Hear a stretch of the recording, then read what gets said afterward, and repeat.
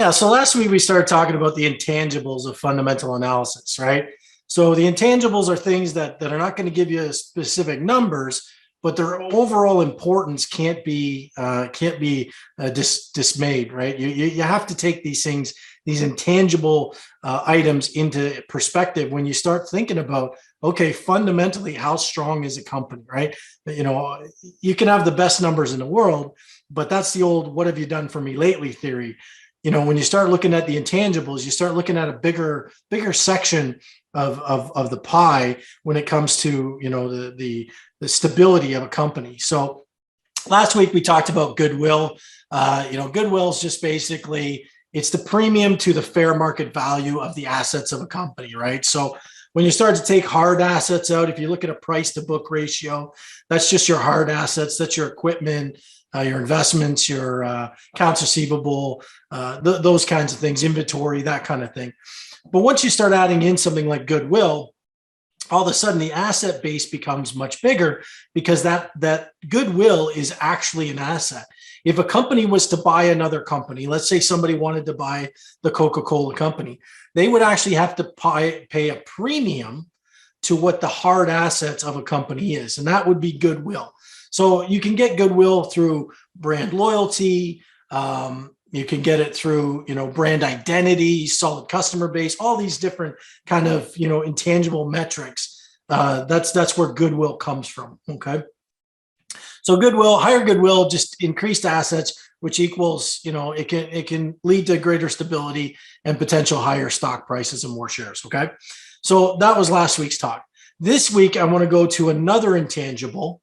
And this intangible is really, really key as far as I'm concerned when you start comparing apples to apples of companies. And that's called market dominance. Okay. Market dominance is essentially a measure of the quality of brand in relation to its competitors. Okay. Why does market dominance matter?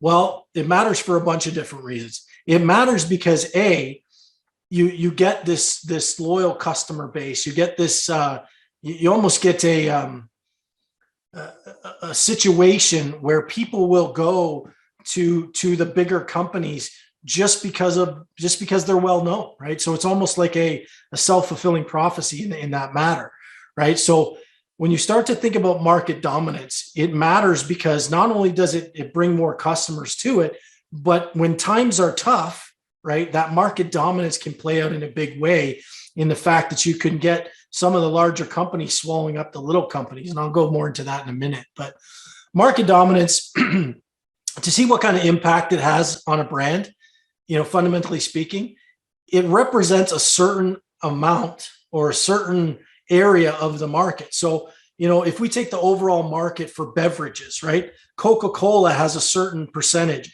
Pepsi has a certain percentage. Monster Beverage has a certain percentage. And all these percentages of market share matter from the fundamental standpoint. And it doesn't matter as much when economic times are really, really good. But when things start to go bad, that's when market dominance really matters, because it's those big companies that are still making money, still making profits, and they're able to swallow up those smaller companies that potentially could be struggling. Okay. So when we start talking about market dominance, there's basically four things that we can look at, four ways, four participants, if you will. You've got a market leader, which is your top dog. It's your prevailing in the industry, usually has the largest market share and has had it for a long, long time. I'll show you guys that in a minute. You then have a market follower, still in a strong position in the market, with little to no danger of losing their second spot, if you will. You then have a market niche. This is a company that's focused mainly on one market segment and doesn't tend to battle directly with the big boys. Okay. Then you've got a market challenger who's newer to the market and is focusing, picking up market share to one day compete with the big dogs. So we can break all these companies down into those four categories to determine, who's looking the best, right? Who's the strongest, right? So what I pulled up here today was, this is Coca-Cola. We've been using Coke and Pepsi as a comparison tool here. And so this gives you all the data you really need. And this is Coke's numbers, which is fine. Tells you what their volume share is. kind of, it tells you what their growth potentials are, right? So this is a Coca-Cola. All the red is Coca-Cola customers. These are non-Coca-Cola customers. And this is how many people are growing between now and 2030. So what this basically tells us is two things. Well, Coca-Cola has a certain market share, and it also has the potential to grow, right? We don't really think of these big behemoth type blue chip companies as able to grow. But as you can see from this metric, there is still that potential. So you can kind of look at these things and get an idea of how they fit into this market dominant strategy. Now, there's a better way to look at this. So this here is a website called CSI Market there. And what it does is it gives you an opportunity to compare the competition versus the actual market share. So when I want to look at market share, I can actually look at all these companies. Now, as far as I'm concerned, some of these companies don't hold up. Like I wouldn't compare Campbell's Soup and General Mills and Procter & Gamble. I wouldn't compare those with a Pepsi or Coke, but I would compare Pepsi or Coke with, say, a Monster Beverage down here, New Age Beverage, National Beverage Corp, some of those direct competitors. So we kind of look at the market share here.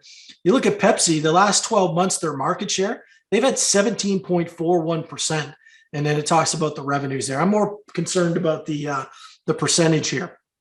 So you've got 17.41%. If we look at their nearest competitor, Coca-Cola's only got about an 8.5% market share.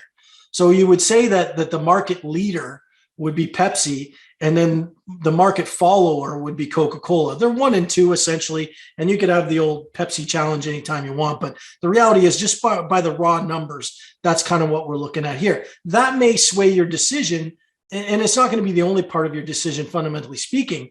But when you start to look and say, okay, if I'm going to put my money into a company for the next decade or two, do I want to go with the big dog, or do I want to take a shot on a flyer? Well, you may want to take a shot on a flyer, if you're looking for more growth, right? So we can use this dominance metric in two ways. We can use it to look for value and strength, and we can also use it to look for growth methods. So like I said, market leader would be Pepsi in this case. Market follower would be Coca-Cola.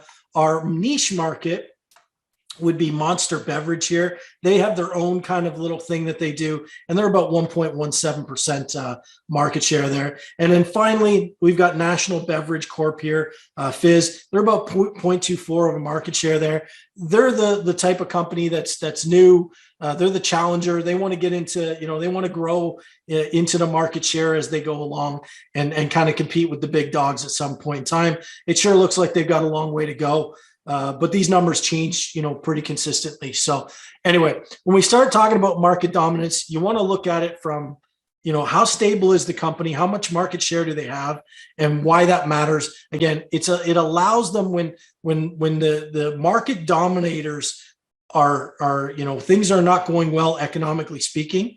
They are usually the same companies that have lots of cash on their balance sheet. And when these smaller companies start to struggle, they're able to pick them up and pick them up at usually decent prices and expand their market share even further. So fundamentally speaking, if you're looking for value, you're probably looking for those market leaders or the market followers. If you're looking for growth, you might be looking for those niche markets or the new challengers to kind of get some growth out of the stock price. So fundamentally speaking, market dominance, it should play into your overall picture of fundamental analysis.